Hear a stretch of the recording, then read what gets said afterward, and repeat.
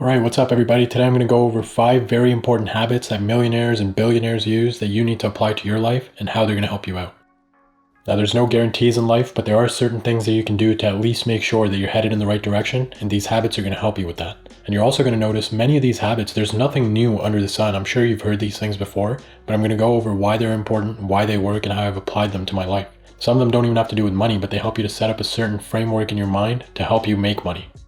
Now the first habit is understanding the importance of multiple sources of income and seeking these out and building them. Now just having money coming in from multiple sources is nice, but that's not the point. There's a very important reason that you need to set up and look for these. You don't ever want to put yourself in a position where your livelihood is at the whim of someone else's decisions. If all you have is your job to rely on, at any moment the company can decide to fire you, there can be a recession, they might lay you off, and you never want to put yourself in the position where all you have is that one source of income.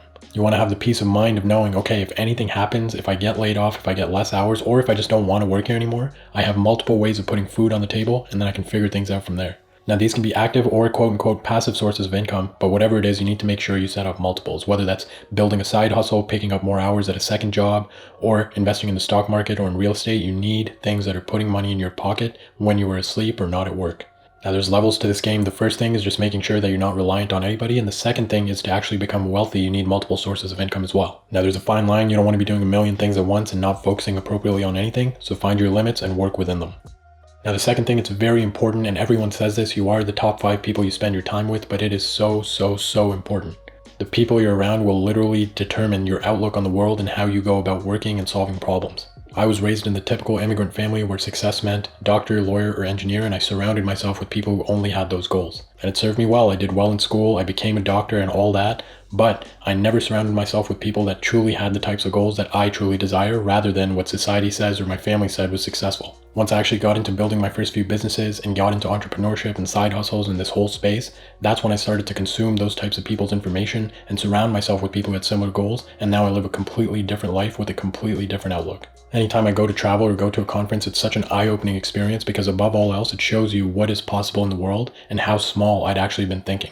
I used to think that a 6-figure job a year, just like a doctor, is the absolute pinnacle of success and that's all I can ask for to achieve in my life, and now I realize I was aiming so low because of the people I was around. Now in my case, the people around me weren't bad people. They had good intentions and wanted the best for me, but they just didn't entirely know what they were talking about. However, in some cases, people have individuals around them that literally drag them down and are full of negativity and putting you down, and you have to get rid of these people. You need to be extremely deliberate with what you consume, and that includes information and books, but also the people that you allow into your space. Be around people that are positive, that have big goals, that inspire you to be better, because it will make all the difference. And even if you are doing well, surrounding yourself with the right people is only going to lead to exponentially doing better.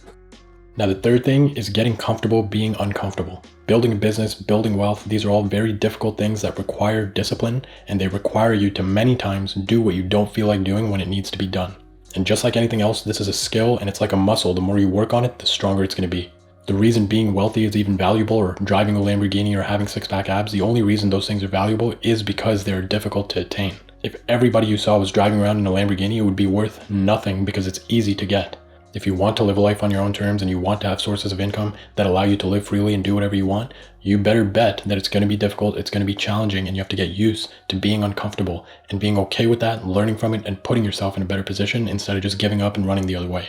There's many different ways that you can go about instilling this habit. Things like meditation, which is much easier said than done, cold showers, reading books, being regimented, and doing what you need to do on a daily basis and checking your boxes is only going to help you in building this skill. Now the next thing is reading or consuming the right information. The way we were forced to read in school about things that I had no interest in absolutely ruined reading for me, and I hated it for the longest time.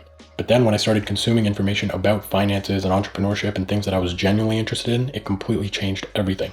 I realized that it wasn't reading that I hated. I absolutely love to learn, but it has to be things that I find meaningful, that I have a genuine interest in. So whatever your space is, whether it's making money or real estate or stocks or building businesses, absolutely go all in on that information and learn from people that have been there and done that. There are so many lessons you can learn, there are so many mistakes you can avoid, and it leads to a very strong foundation for you in doing whatever it is that you want to do.